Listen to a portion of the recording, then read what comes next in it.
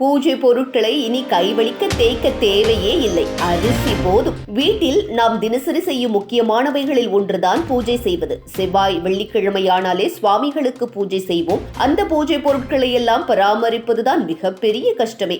அதுவும் அதை வாரத்திற்கு ஒரு முறை கழுவுவது மிகவும் கஷ்டத்திலும் கஷ்டம். எப்படிதான் கழுவினாலும் அது ஒரு பளிச்சென்று இருப்பதில்லை. என்னதான் கடைகளில் கிடைக்கும் ரசாயன லிக்விடுகள் பொடிகளை வாங்கி விளக்கினாலும் எந்த ஒரு நல்ல ரிசல்ட் கொடுப்பதில்லை. ஆனால் அதற்கெல்லாம் ஈஸியான ஒன்று இருக்கிறது. அதுவும் நம் வீட்டிலேயே இருக்கிறது. அது தெரியாமல் இத்தனை நாட்கள் கண்ட ரசாயனங்களை எல்லாம் வாங்கி உபயோகித்திருக்கிறோம். அரிசி மாவு எளிதில் வீட்டில் கிடைக்கும் ஒன்று. சுண்ணாம்பும் அதே போல் கிராமங்களில் மட்டுமல்ல நகரங்களிலும் கிடைக்கக்கூடியது. இந்த இரண்டையும் சிறிது தண்ணீருடன் கலந்து பேஸ்ட் போல தயாரித்தால் அதுவே ஒரு சிறந்த சுத்திகரிப்பு பொருளாக மாறிவிடும். இதற்கு எந்த விலையும் செலவாகாது என்பதும் ஆரோக்கியத்திற்கோ பொருளுக்கோ தீங்கு செய்யாது என்பதுமே சிறப்பம்சம்.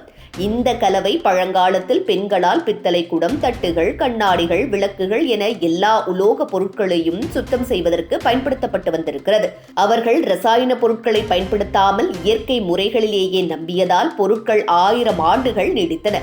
இன்றும் அந்த பாரம்பரியத்தை தொடர்ந்து கடைபிடிக்கலாம். விளக்கை சுத்தம் செய்வதற்கு முதலில் அதில் இருக்கும் அதிக எண்ணெய் மற்றும் கருமையை தண்ணீரால் அலசி எடுக்க வேண்டும். பிறகு அரிசி மாவும் சுண்ணாம்பும் சேர்த்த கலவையை கைகளில் எடுத்து விளக்கின் மேற்பரப்பில் தடவ வேண்டும். மெதுவாக சுற்றி சுற்றி தேய்த்தால் கருமை நொறுங்கிவிடும். சில நிமிடங்கள் கழித்து தண்ணீரால் நன்றாக கழுவினால் பளபளக்கும். பித்தளை விளக்குகள் கருமையோடு கூட பச்சை நிற தடத்தையும் உண்டாக்கும். இது ஈரப்பதம் காரணமாக உருவாகுகிறது. அரிசி மாவு சுண்ணாம்பு கலவையால் இந்த பச்சை தடமும் எளிதில் அகலும். அதே போன்று தாமிர பாத்திரங்களுக்கும் இது சிறந்த சுத்தம் தரும். சோப்பு தூள் அல்லது கெமிக்கல்கள் பயன்படுத்திய போது வரும் கேடு இந்த கலவையால் வரவே வராது. சுண்ணாம்பில் இயற்கையான கிருமி நாசினி தன்மை இருப்பதால் விளக்கு சுத்தமாகும் போது அதில் இருக்கும் நுண்ணுயிரிகளும் அழிகின்றன. இதனால் பூஜை செய்யும் பொழுது பயன்படுத்தப்படும் விளக்கு இன்னும் புனிதமாகுகிறது. அரிசி மாவின் துகள்கள் பொருட்களின் மேற்பரப்பை மெருகூட்டும் தன்மை கொண்டிருப்பதால் விளக்குகள் பளபளப்பாக மின்னத் தொடங்குகிறது.